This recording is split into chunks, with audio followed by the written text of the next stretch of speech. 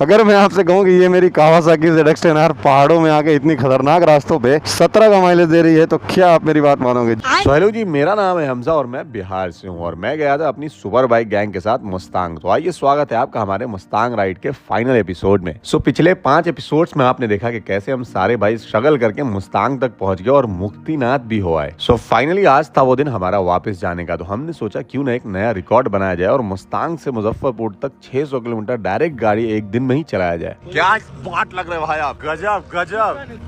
तो इसी बात को मद्देनजर रखते हुए हम सारे भाई जल्दी जल्दी सुबह उठकर पैकिंग करके फटाक से यहाँ से निकल दिए। और निकलते ही सबसे पहले हम रुक गए मारफा विलेज। हमने कहा जब इतनी दूर आए हैं तो मुस्तांग का ये फेमस गांव देख कर जाएं। अब हमारे पास तो वक्त नहीं था, लेकिन अगर आप वक्त लेकर आते हैं तो एक रात यहाँ जरूर गुजारिएगा। यहाँ का वाइब भी बहुत अलग है। बिहार के साइड से जितने भी बाइकर लद्दाख जाने का प्लान बनाते हैं, मैं तो कहता हूँ यार उससे पहले तुम एक बार नेपाल के मुस्तांग हो आओ। अब देखो, मुस्तांग जाने का रास्ता और आने का रास्ता तो बिल्कुल सेम है, लेकिन अगर बात करूँ व्यूज और वाइब की तो वो बहुत ही अलग हो जाता है। जाने के टाइम जो आपको व्यू मिलता है, आने के टाइम उससे भी ज्यादा खूबसूरत देखने को मिलता है। तो ऐसे ही मजे से गाड़ी चलाते रहे और आगे की तरफ भगाते रहे और सीधा रुके पेट्रोल पंप पे। फुल हो गया, 13 लीटर भाई तेल आया, सिर्फ 13 लीटर। इधर से फुल करा के गया था, वापस आ गया अभी। 13 लीटर में भाई 216 किलोमीटर, 108 किलोमीटर गए, 108 किलोमीटर आए। इसमें देखते हैं कितना लीटर आता है, इससे भी अंदाजा लग जाएगा। आप बीच में कहीं भी फ्यूल नहीं ना लिए हैं, ऑलमोस्ट इसमें ज्यादा तेल जला। आपका माइलेज कम दिया है भाई, रेप पे मारे एकदम हेवी टाइप का।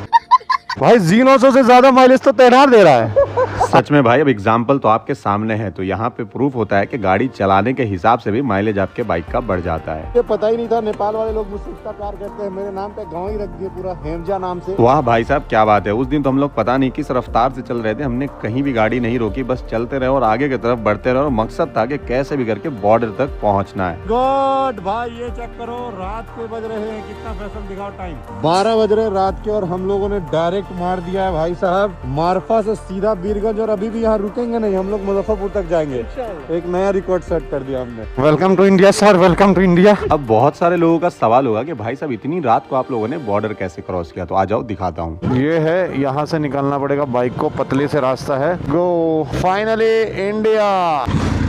चलो चलो चलो, उतराइए, वो उतरा ही हुआ है सर, झुकाना पड़ेगा, झुकाओ झुकाओ।